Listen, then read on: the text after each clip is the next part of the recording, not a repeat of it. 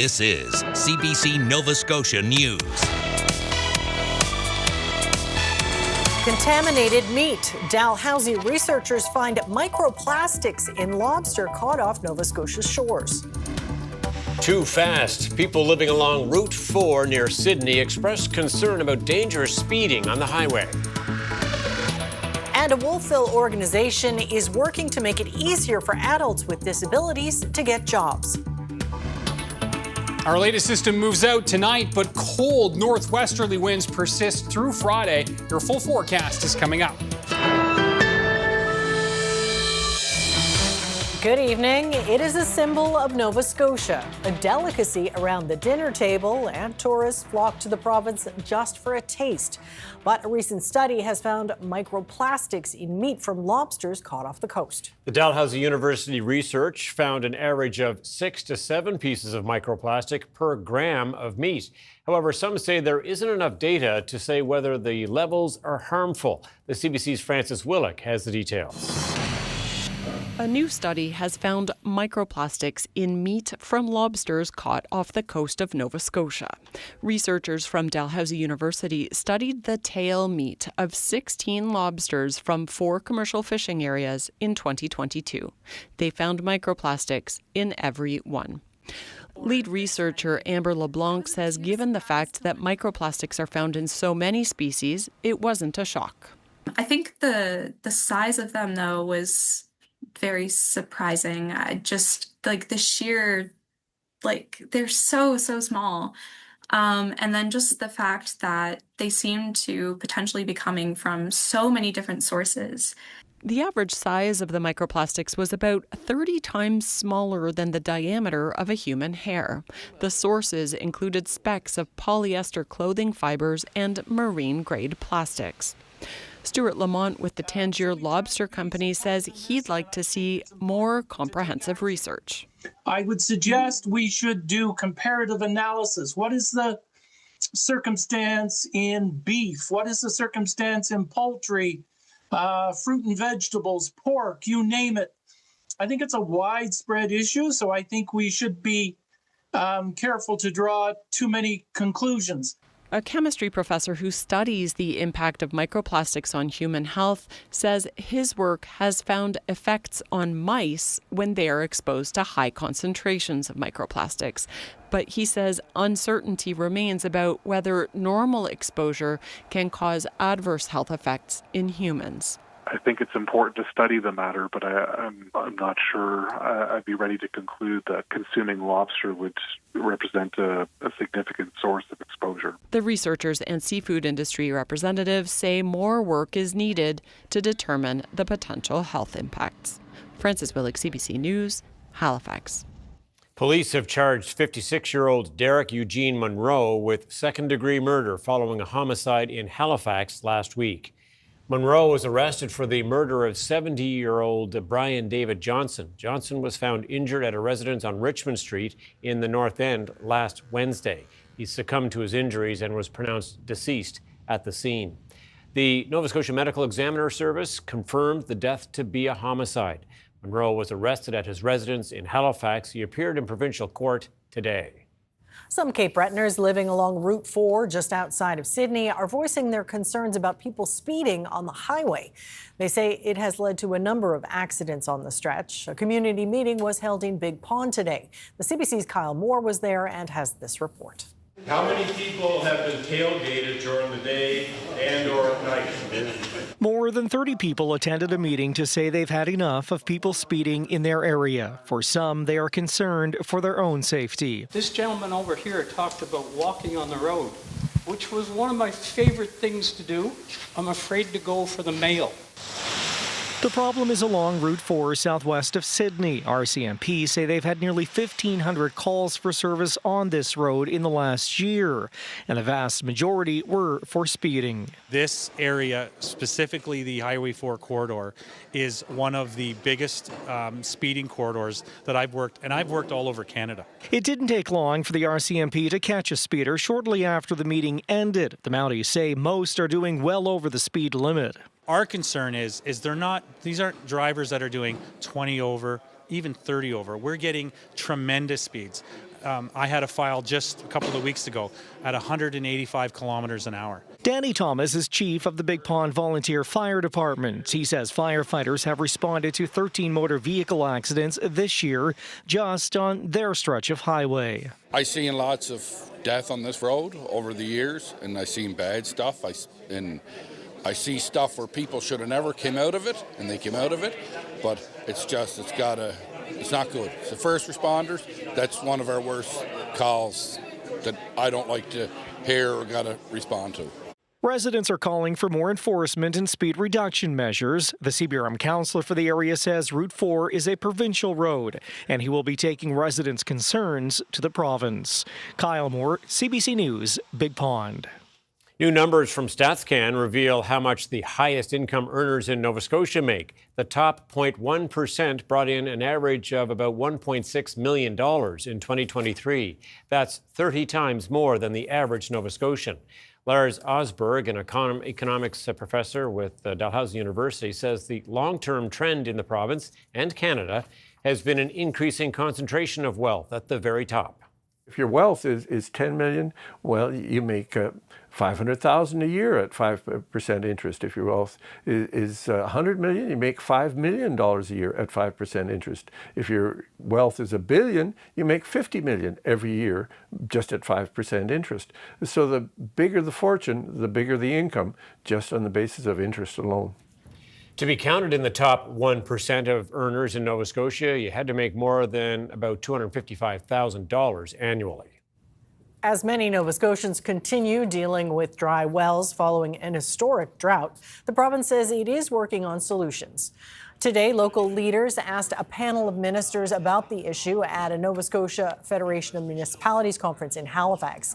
Tim Holman, the Minister of Environment and Climate Change, says the province has launched an internal committee to address drought conditions. Science and data is very clear that, in the next decades, extreme heat is going to become more and more problematic. We need to respond accordingly. And this, to me, is a very rational response on the part of government to get the relevant departments together and have a conversation and start to scope out solutions. Obviously, we have 49 municipal units. They are the front line in our response to climate change, and we'll be working with our municipalities. One mayor said short-term help will be needed very soon if cold weather freezes the water table before it can rebound. Minister Holman did not give a timeline for when the committee could come up with those solutions.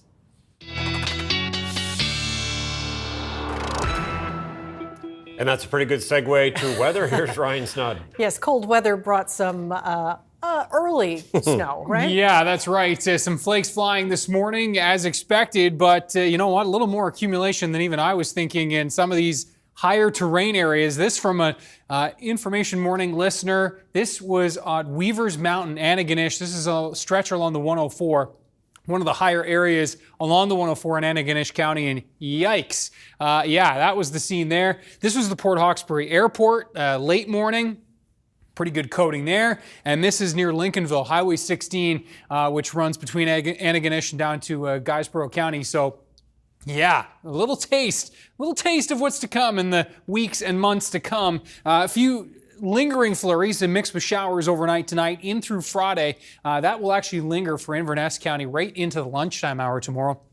Generally, though, Friday is a nicer, quieter day. Though the winds will be easing and coming a little more westerly, temperatures are going to be in those low to mid single digits, so it will be a pretty brisk one.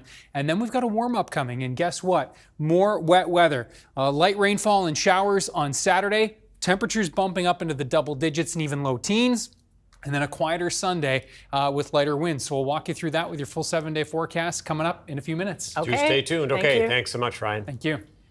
The Commissioner of Elections Canada says it fined Nova Scotia Liberal MP Aimee Battiste $600 for a series of election law violations.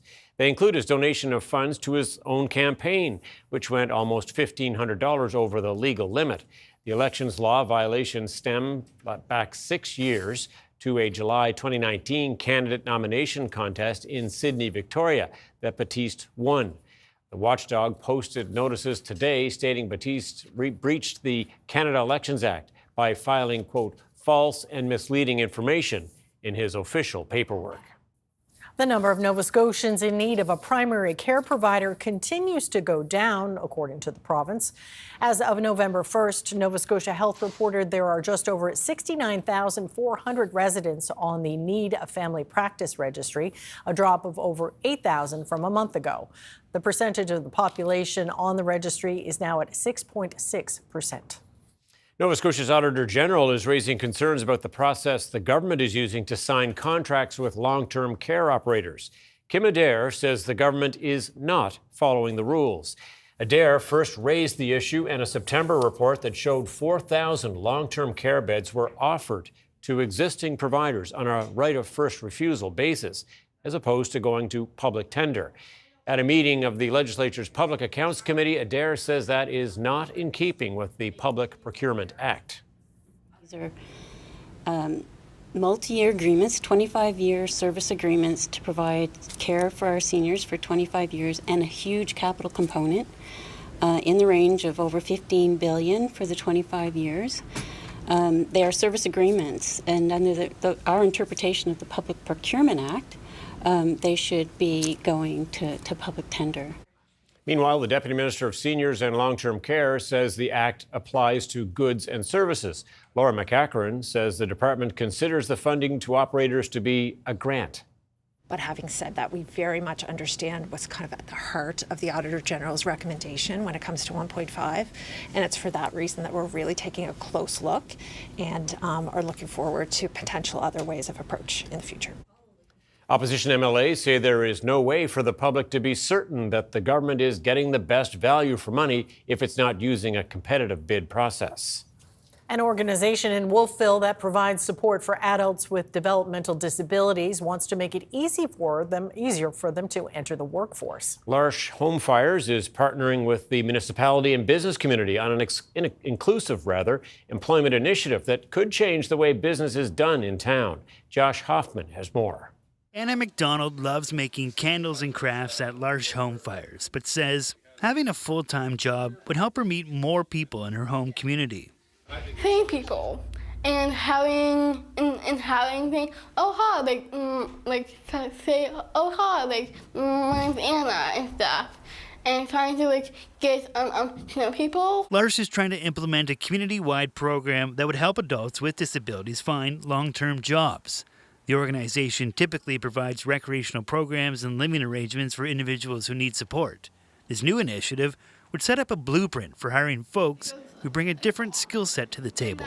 What we're really looking to do is to create a model in which businesses are trained with expectations in advance, so that we can create a sustainable program where we're more hands-off in the process. The initiative would see a community support coordinator work with staff at participating businesses to make sure everyone knows what to expect, and the program is a success for everyone. It's extremely important for individuals to feel like they belong in the community. I think there can be sometimes barriers for my friends to be able to work in different businesses in town.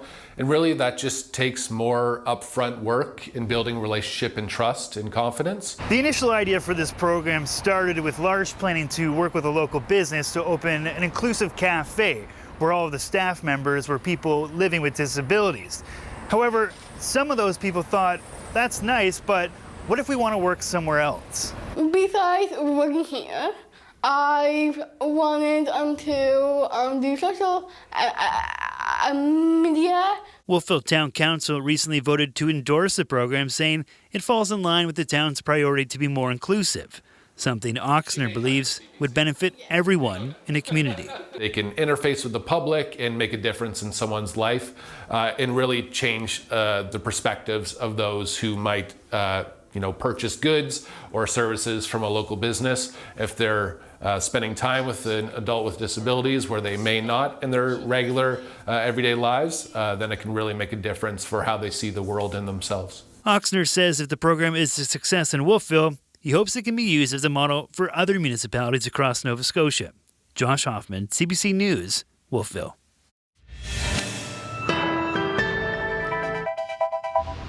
There's a peek at the Lieutenant Governor's residence in Halifax. Ryan's up next with the full weather forecast. We'll see you after the break.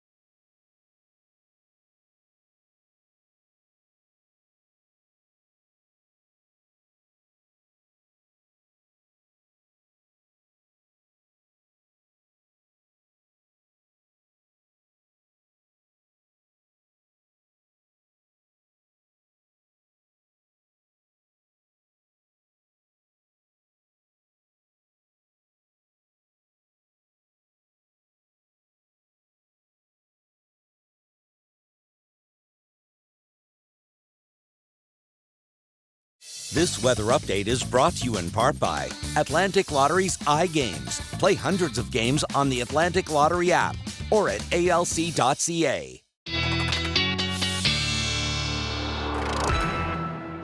All right, still adjusting, trying to adjust to the pictures you showed earlier, Ryan, of the snow. I don't think I'm quite there. I'm not ready for sure, but we have been in a bit of a stretch of some wet weather. That's right, and that stretch continues into next week, which is what we've been hoping for so long. Now, remember, the month of October was pretty dry until like the very end, and then we had those couple of shots that really bumped things up, which is great. So these are the numbers from October from Climate Atlantic, and so basically, most of Nova Scotia was in the 65 to 100% of normal rainfall.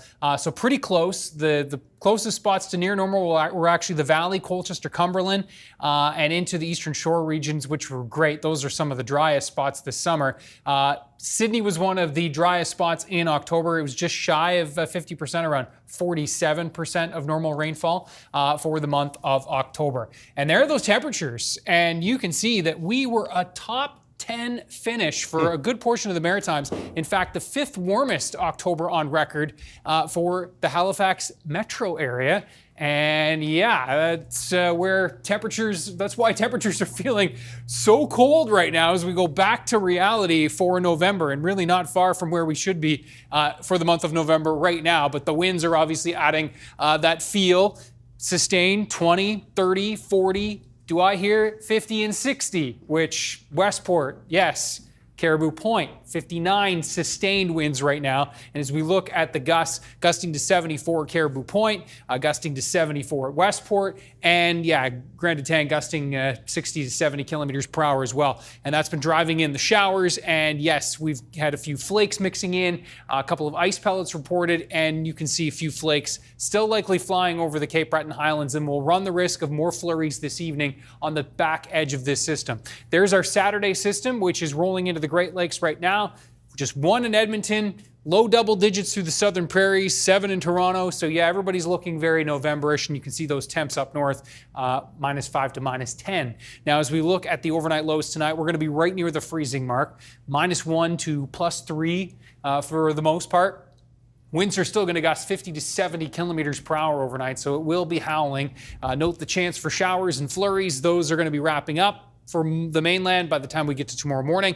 Lingering chance for a flurry, not only for tomorrow morning, but even into the early afternoon for you folks in Inverness County and across the Cape Breton Highlands. We will be looking at otherwise a really, really nice Friday. Increasing clouds into the afternoon, and I say really, really nice in terms of the skies, because the temps are going to be cool. The winds are still going to be a factor, as you will see here. They're going to be sustained 40 to 50, gusting 60 to 70 kilometers per hour in the morning, and then backing off to 30, gusting to 50 into the afternoon. Highs in Cape Breton, 3 to 5. Similar story for the eastern mainland, where we'll see a chance for some morning flurries and then some sunshine breaking in into the afternoon.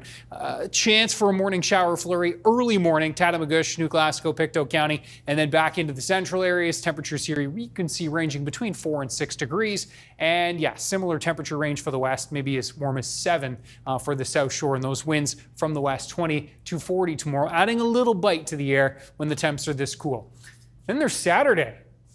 13, 14 degrees, and yeah, the southerly winds, which will be on the increase. This Saturday system looking set to bring about 5 to 10 millimeters of rain. Could see some pockets in the 10 to 20 range. I should say 5 to 15. That's probably a better range. And then as we look into the Saturday time period, this is the system that comes through. Note the bulk of the wet weather in the morning. Into the afternoon, we'll see that pushing off, lingering showers and light rainfall, which does look set to linger probably till sunset for most of us. But the good news is Sunday's looking nicer. We'll see some sunshine. The winds are going to be lighter, which will be a nice treat because the winds are going to be gusting 40, 50, 60 kilometers per hour on Saturday as well from the southwest to bump our temperatures up. There's Sunday, temps high single digits. More wet weather on Monday, lingering showers into Tuesday with a mix of a flurry by the time we get to Wednesday of next week, Tom and Amy. So yeah, this active pattern will get those precip levels up little bit by little bit here. And we need it, as you say. That's okay, right. Ryan, thanks so much. Thank you, Ryan.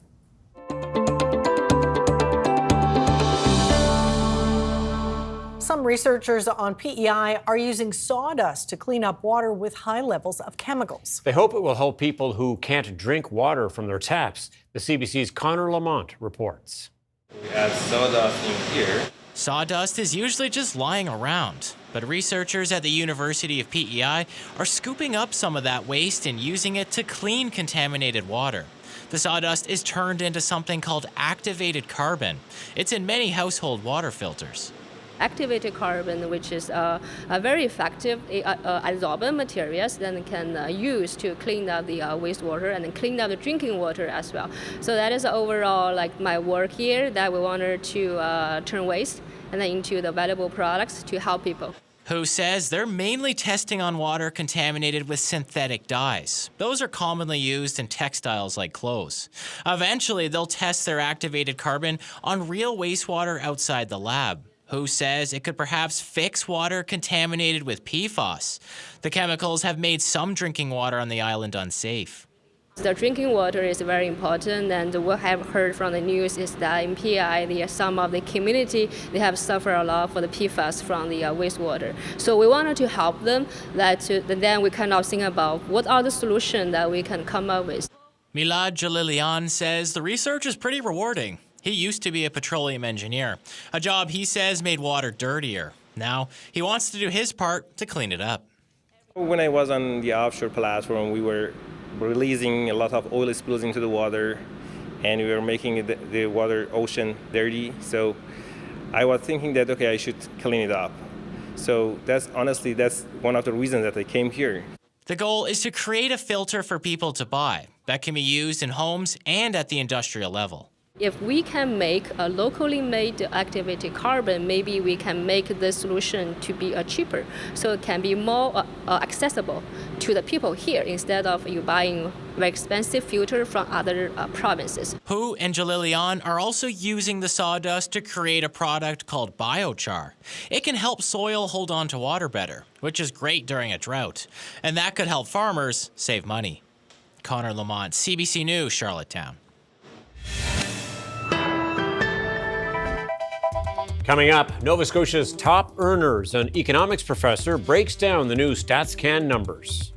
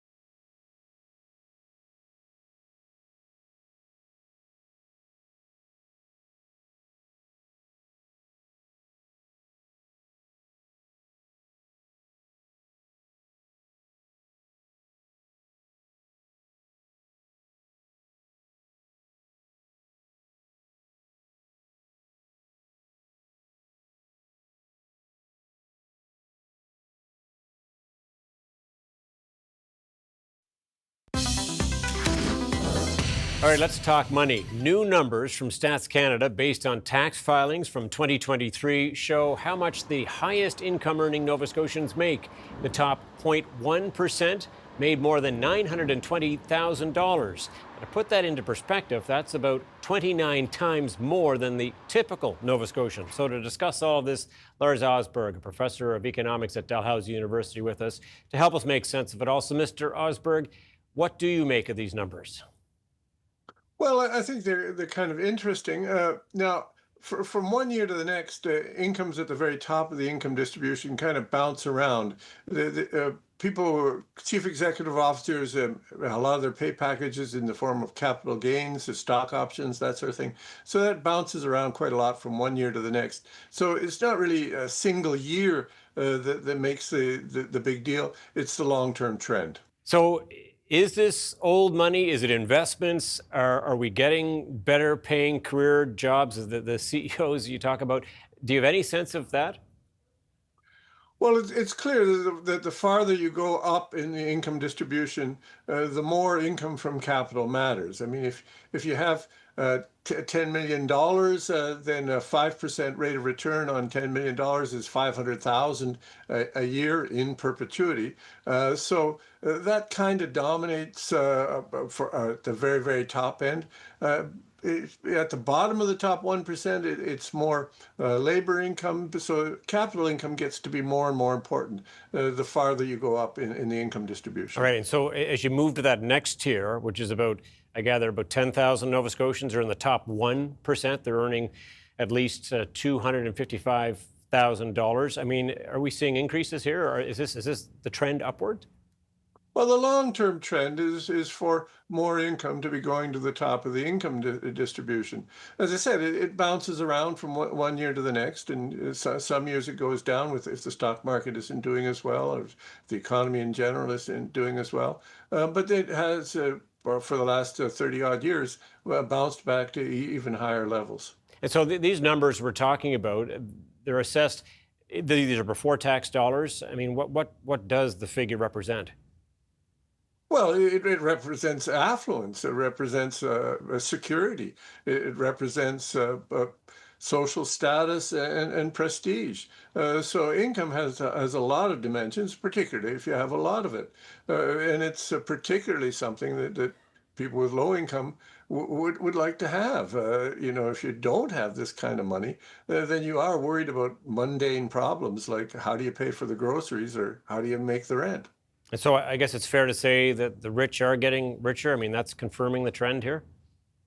Well, for the last, basically since the early 1980s, we've seen an upward trend at the very top of the income distribution. And that's combined with a lot of income stagnation and a lot of income insecurity for everybody else. So it is kind of a bad set of trends that we've been observing. And some people feeling it's harder to move up into the different brackets. I mean, what would you say to that as an economist looking at the situation? Is there much hope for those people who are looking at those numbers and maybe drooling a little bit and saying, will I ever get there? Well, there are always hopes to move up in the income distribution, but there also always are anxieties about moving down. And when you don't have much of a social safety net, when you see people living in tents, that kind of heightens the anxieties about dropping down in the income distribution. So social mobility is kind of a two-edged sword. It creates hopes and anticipations of moving up, but also creates fears and anxieties about moving down. And the closer you already are to the bottom of the income distribution, and the more you're worried about losing the job, making the rent, paying for the groceries, the bigger those insecurities about future hazards, the more that matters. Okay, and how quickly, before I let you go, any sense of how Nova Scotians are doing compared to other Canadians in this regard? Well, we kind of move with the rest of the national economy in this. I mean, we've had since COVID 5 years ago some massive shocks to what we all thought was kind of normal. Just in the last year, we've had massive shocks to the trading relationship between Canada and the United States. And so there's a lot of anxiety out there about where we go from here. So that's the sort of thing where you still have hopes to move up, but you probably have a few anxieties about moving down too. All right. Well, thanks for taking us through the numbers, Lars Osberg. Thanks so much. It's been good chatting. Coming up, COP30. World leaders arrive in Brazil ahead of next week's International Climate Summit. And scathing report. A French auditor finds the Louvre spent more money on its art collection than its security.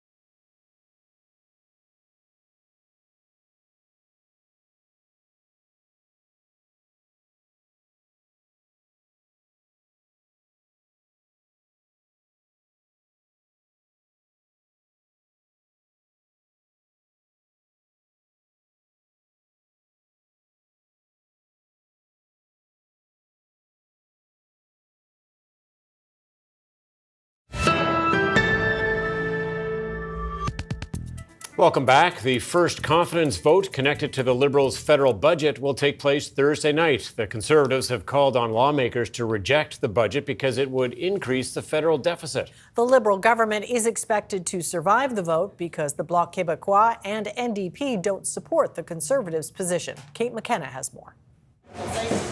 Prime Minister Mark Carney took a tour of a construction site, promoting his budget to hammer home the need to get more houses built. You got a good career coming here. We're going to be building a lot of these. And train more workers. We're going to need more skilled trades, more people in the skilled trades. But on Parliament Hill, that same budget is facing its first test because the Conservatives introduced a sub-amendment saying the budget is unaffordable and the deficit is too high.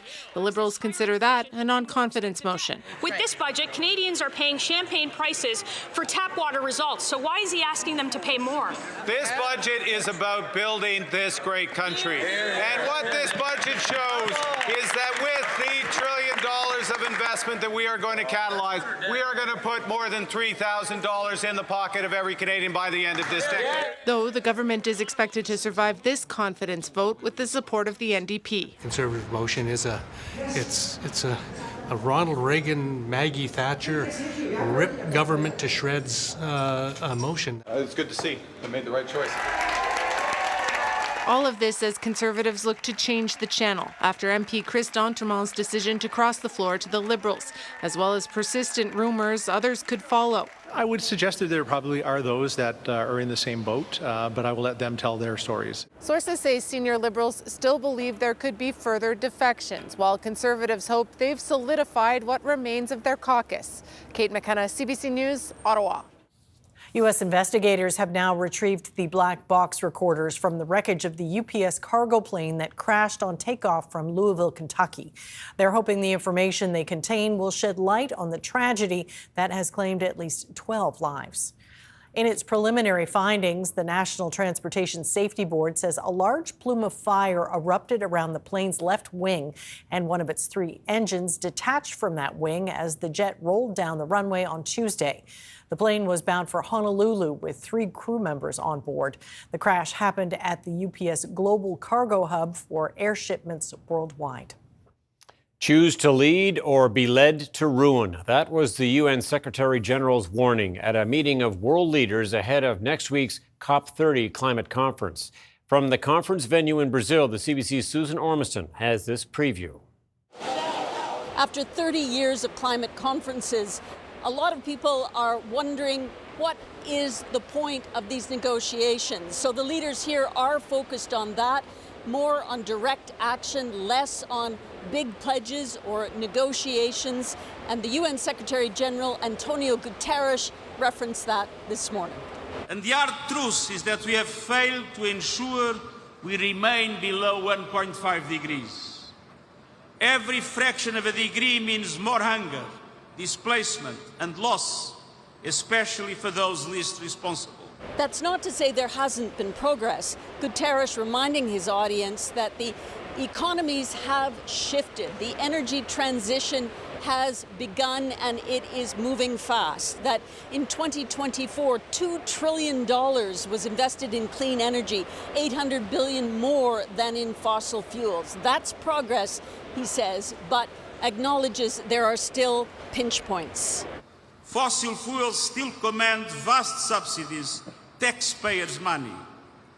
Too many corporations are making record profits from climate devastation, with billions spent on lobbying, deceiving the public, and obstructing progress. Nearly 60 heads of state are coming to this conference. That's just a third of the leaders who came to the climate conference 2 years ago in Dubai. But this is one of the most challenging geopolitical landscapes in a long time, with very difficult economies, with climate skeptic in the White House. The U.S. is not sending an official delegation for the first time. I think the message here is that the conference more than ever has to prove that there's value in multilateral negotiations and that they will send messages back to their home countries of direct action. Enough pledges, enough hard negotiations on some areas, and now it's time to put all these ambitions into practice. Susan Ormiston, CBC News in Belém, Brazil. A new report from state auditors in France gives a scathing assessment of how the world-renowned Louvre Museum is operated. The findings are the result of an earlier audit drawn up before last month's jewels heist. It says the museum prioritized expanding its art collection over spending money on security. Anna Cunningham has more from London.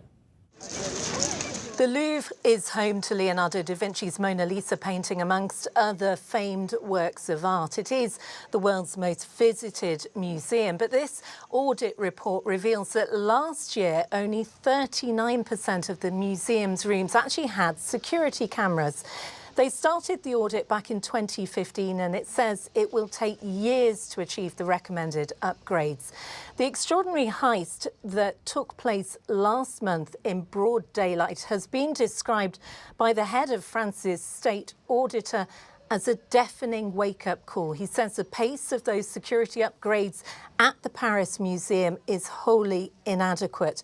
And there are reports that the Louvre's security password was Louvre in capitals. Robbers brazenly used a stolen truck with an extendable ladder and a freight lift to reach that first floor window of the museum's Apollo Gallery. They then escaped with jewels worth $143 million. This audit report says that the Louvre does have money for improvements in security, but instead the museum has excessively spent on new artworks, with only a quarter of them on public view. The report recommends a drop in the number of art acquisitions and also an increase in ticket prices, as well as a refurbishment to the Louvre's digital infrastructure and governance. French police have charged 4 suspects in connection with the museum theft, but investigators are yet to locate the treasures stolen. Anna Cunningham, CBC News, London. School food programs received a significant boost in the federal budget, but advocates say that funding has a lot of ground to make up. The CBC's Deanna Sumanak-Johnson looks at what's in the budget and at what the food programs are offering right now. For these kids, the federal budget includes a promise to increase funding for school food programs and make it permanent starting in 2029. Budget 2025 really confirmed a historical commitment.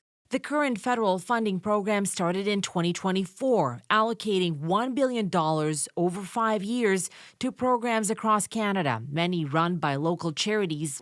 But depending on where you live, that money may not have come through. So to be honest, we are still waiting to get our funding, portion being increased. This community is underserved, low-income families, newcomer families. A lot of the schools, do reach out to us, want to start an after-school or breakfast club program. Experts say how the money gets doled out varies on the size of the province, the number of school boards, and also how much money the province adds to the mix. In provinces like Newfoundland, the federal bucks have been a real boon. Before Ottawa's program, they could reach 20,000 students. Now, as the program continues to roll out, we anticipate reaching approximately half of the 63,000 students in this current school year. The types of meals that schools serve also vary. In some places, it's a hot lunch. In others, fruit and yogurt snacks. So I would encourage, increased investment across all levels of government so that kids can more equally access school meal programs and eventually get to that robust lunch program. She would also like to see the annual federal investment almost doubled to reach each and every child in Canada. As of now, the federal government is investing over $1 million in grants to study how school food programs actually work and where they fall short. Deanna Sumanak-Johnson, CBC News, Toronto.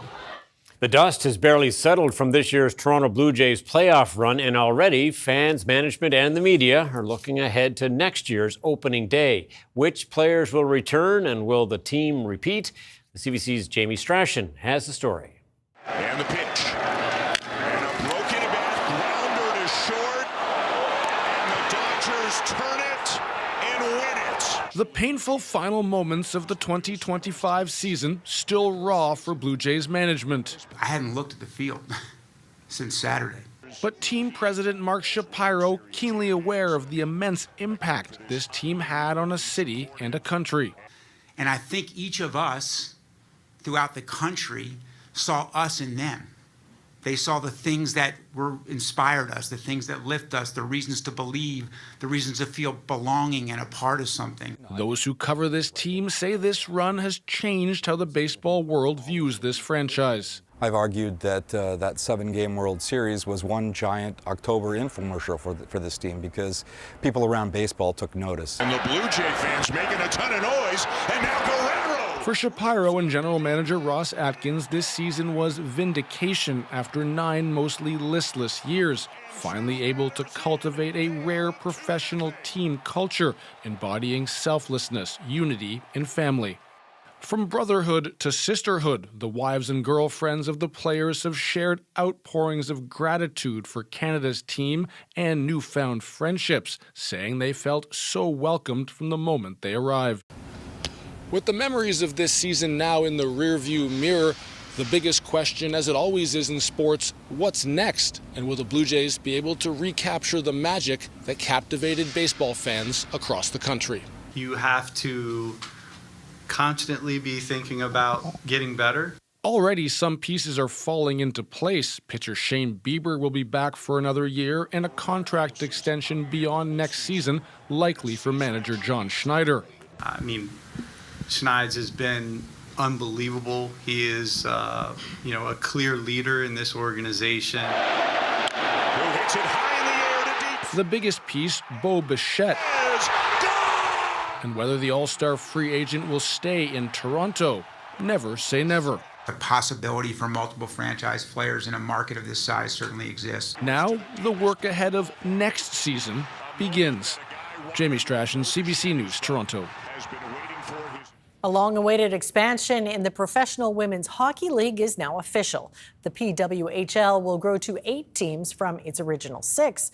And today, Vancouver and Seattle unveiled their new names and jerseys. We're just itching to get out onto the ice this weekend and starting camp on Monday with all the girls coming into town. It's definitely, starting to feel real, and we're getting excited to get the group together and to get things rolling.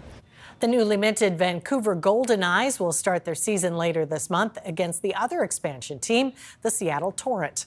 Vancouver's name comes from the common golden eye seabird. It is unique to coastal regions and known for its distinctive yellow-hued eyes. The PWHL opens its regular season on November 21st. Canada's main stock index finished more than 230 points lower on Thursday, weighed down by losses in the technology sector, while U.S. markets also fell. Here is a look at the numbers as we head to break.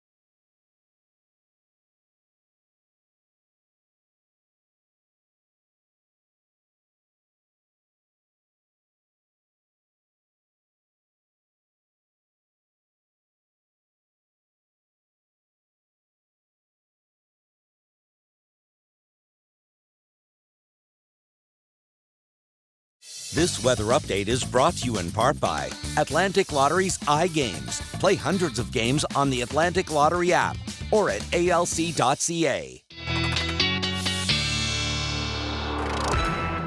All right, it's picture time once again, and I think we're all hoping that Ryan's picture is not one of snow, the recent snow in Nova Scotia, as in the last few hours. One shot. That was enough for now. Yeah, I should have warned the viewers before I did show that. Viewer discretion is advised. But no, we are looking at a different photo, and this one a bit of good news.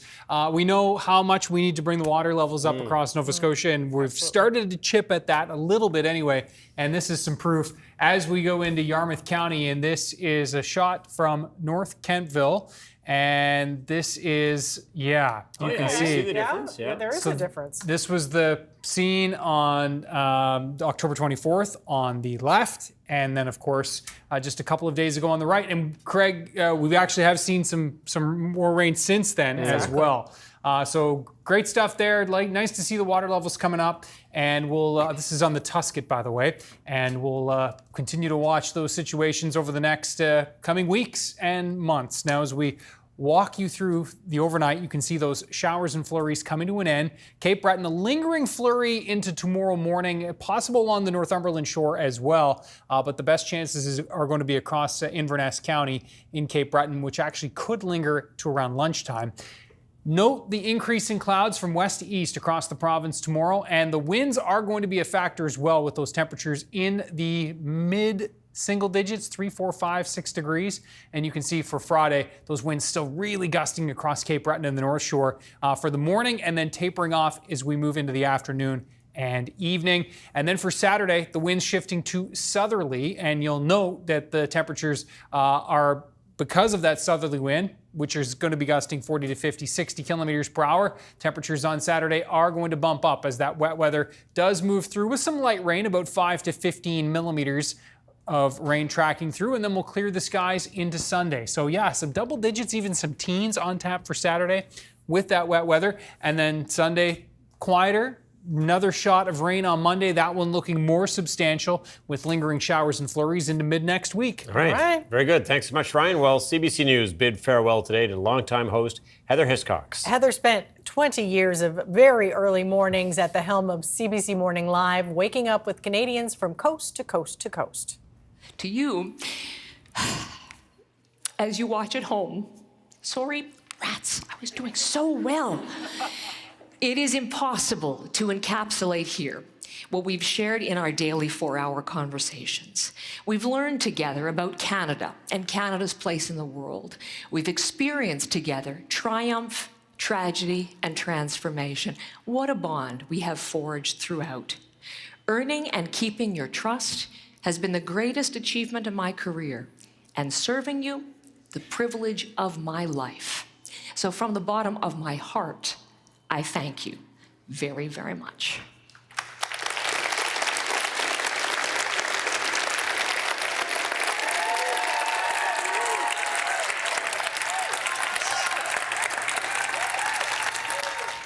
That emotional goodbye was part of a special celebration broadcast that Heather hosted at the CBC Broadcasting Centre in Toronto. It featured a bevy of celebrities, also colleagues, fans, and friends. A common theme was appreciation for Heather's professionalism and her personal touch. The award-winning CBC journalist David Common will now take over the job. He'll start as the host of Morning Live in the new year. And we wish them both the very best. Sure do. That's it for us tonight. Thanks so much for watching. We'll see you next time. Good night. Good night.